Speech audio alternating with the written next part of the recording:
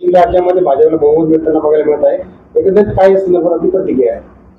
देशाचे पंतप्रधान आदरणीय नरेंद्र मोदीजींनी मागच्या 12 वर्षात देशाच्या सामान्य जनतेचा विचार करून प्रत्येक घटकाच्या व्यक्तीला लाभ मिळावा या पद्धतीने काम केलेलं आहे आणि ज्या पद्धतीने देशाचा विकास मागच्या या 10-12 वर्षात झाला आहे, आज प्रत्येक माणूस हा आर्थिक दृष्टिकोनाने सबळ होतोय.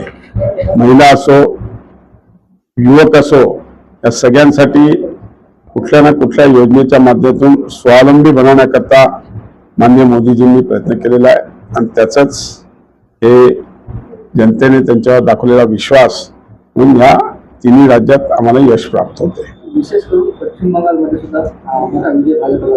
येस, आमचे गृहमंत्री अमित शाह यांनी तिकडे आवर्जून लक्ष घातलं होतं आणि जी काही घुसखोरी होती, जी काही आजपर्यंत तिकडे चालणारी दादागिरी जी म्हणतात ती आटोक्यात आणली आणि त्याच्यामुळे तिकडच्या जनतेला एक विश्वास बसला की नाही, मोदीजींच्या सरकारमध्ये त्यांचे सहकारी हे आपल्या नक्कीच बंगालचा पण विकास करतील आणि बंगालच्या विकासासाठी त्यामुळे बंगाल असो, आसाम असो, या सगळीकडे जनतेने विश्वास ठेवून आज भारतीय जनता पार्टीचे सरकार निवडून आणलेले आहे. राज्यात देखील 2 निवडणुका पार पडत आहे. यातही महायुतीचाच उमेदवार मोठ्या मताधिक्याने या दोन्हीही सीट जनरल इलेक्शन मध्ये राष्ट्रवादी काँग्रेस अजितदादा गटाच्या होत्या आणि तशीच राऊरची सीट पण भारतीय जनता पार्टीची होती आणि त्या दोन्ही सीटमध्ये पण जनतेची कामं केलेली असल्यामुळे जनतेचा विश्वास आमच्यावर होता आणि म्हणूनच महायुतीचे दोन्ही सीट निवडून येत आहेत. तामिळनाडूमध्ये त्रिशंकू पद्धतीने परिस्थिती निर्माण झालेली आहे. कोणत्याच पक्षाला स्पष्ट बहुमत दिसून येत नाही. जनतेने जो विश्वास आमच्यावर दाखवला आहे, नक्कीच जे इतर पक्ष आहेत ते पण म्हणतील की केंद्रामध्ये सरकार आमचं महायुतीचं आहे आणि महायुतीच्या सरकारवर राहिलं तर तामिळनाडूचा पण विकास होईल हे विचार करून नक्कीच तिकडे पण सरकार आमचं स्थापन होईल.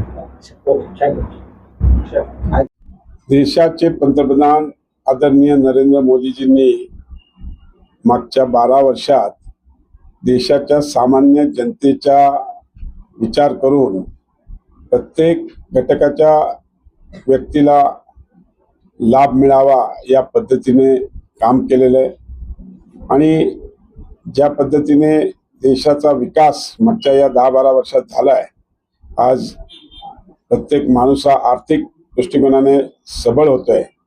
महिला असो, युवक असो, या सगळ्यांसाठी कुठल्या ना कुठल्या योजनेच्या माध्यमातून स्वावलंबी बनवण्याकरता माननीय मोदीजींनी प्रयत्न केलेला आहे आणि त्याचंच हे जनतेने त्यांच्यावर दाखवलेला विश्वास म्हणून या तिन्ही राज्यात आम्हाला यश प्राप्त होते.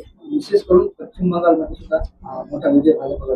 येस, आमचे गृहमंत्री अमित शाह यांनी तिकडे आवर्जून लक्ष घातलं होतं आणि जी काही घुसखोरी होती, जे काही आजपर्यंत तिकडे चालणारी दादागिरी जी म्हणतात ती आटोक्यात आणली आणि त्याच्यामुळे तिकडच्या जनतेला एक विश्वास बसला की नाही, मोदीजींच्या सरकारमध्ये त्यांचे सहकारी हे आपल्या नक्कीच बंगालचा पण विकास करतील आणि बंगालच्या विकासासाठी त्यामुळे बंगाल असो, आसाम असो, या सगळीकडे जनतेने विश्वास ठेवून आज भारतीय जनता पार्टीचे सरकार निवडून आणले. राज्यात देखील 2 जनतेने जो विश्वास आमच्यावर दाखवला आहे, नक्कीच जे इतर पक्ष आहेत ते पण म्हणतील की केंद्रामध्ये सरकार आमचं महायुतीचं आहे आणि महायुतीच्या सरकारवर राहिलं तर तामिळनाडूचा पण विकास होईल हे विचार करून नक्कीच तिकडे पण सरकार आमचं स्थापन होईल.